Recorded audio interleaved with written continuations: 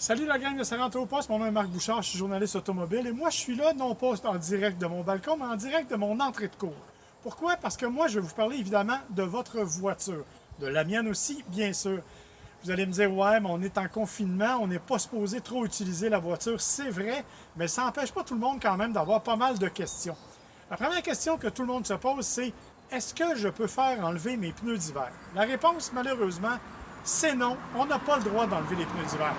En fait, on a le droit si on le fait nous-mêmes, mais pour faire ça, attention, il faut être bien équipé, bien sûr, avoir un bon outil, avoir des pneus qui sont déjà montés sur des roues. Et quand on le fait, il faut s'assurer de donner la bonne pression aux écrous. Pourquoi? Parce que trop serré, ça risque de casser. Et si c'est pas assez serré, bien, vous risquez de voir une de vos roues vous dépasser sur l'autoroute. Évidemment, on ne veut pas ça.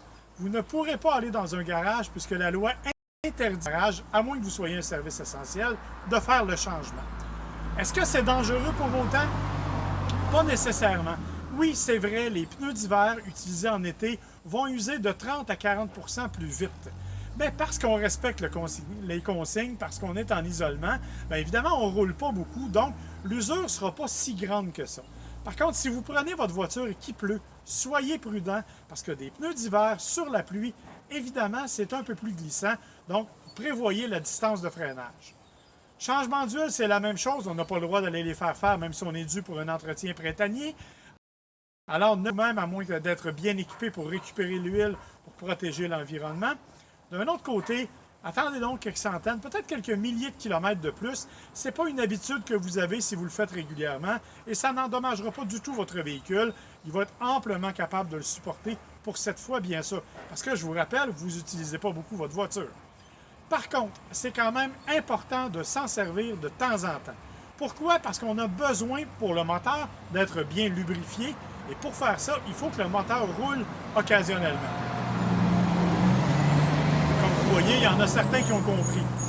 C'est aussi le cas de vos systèmes de freinage, par exemple, parce que si vous laissez vos freins vraiment réaliser trop longtemps, la corrosion risque de s'implanter dedans et vous allez avoir des problèmes de freinage quand vous allez reprendre le véhicule.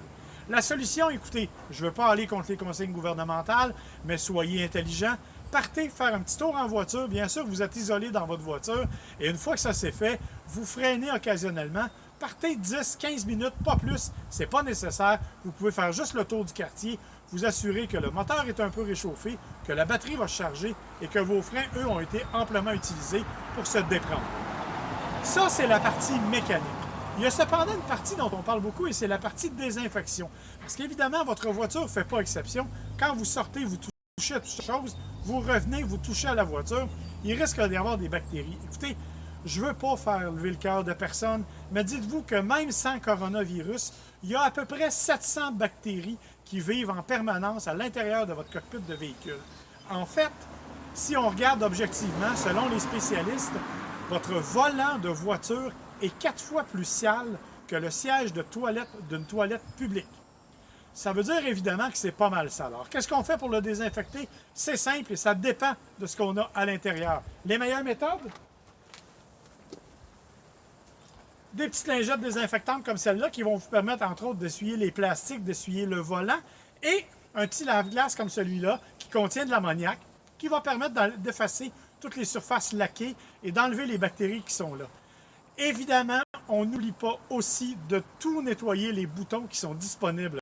Les boutons de la radio, évidemment, on écoute toute énergie, on ne change jamais de poste, mais des fois, on augmente le volume. Donc, il faut bien nettoyer les boutons de la radio, bien nettoyer les boutons de la climatisation, le levier de transmission, bien sûr, le levier du frein à main si vous l'utilisez, tout ce qui est volant, tout ce qui est bouton sur le volant, et n'oubliez pas non plus l'intérieur de votre portière. Il y a des boutons là pour les fenêtres, entre autres, et évidemment, ils sont aussi sales que le reste, surtout si vous avez la mauvaise habitude de manger dans la voiture, ou même ne serait-ce que de prendre un café, ça se peut qu'il y ait des éclats.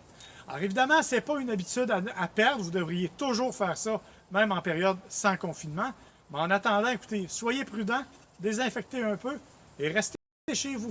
Si vous avez des questions, n'hésitez pas.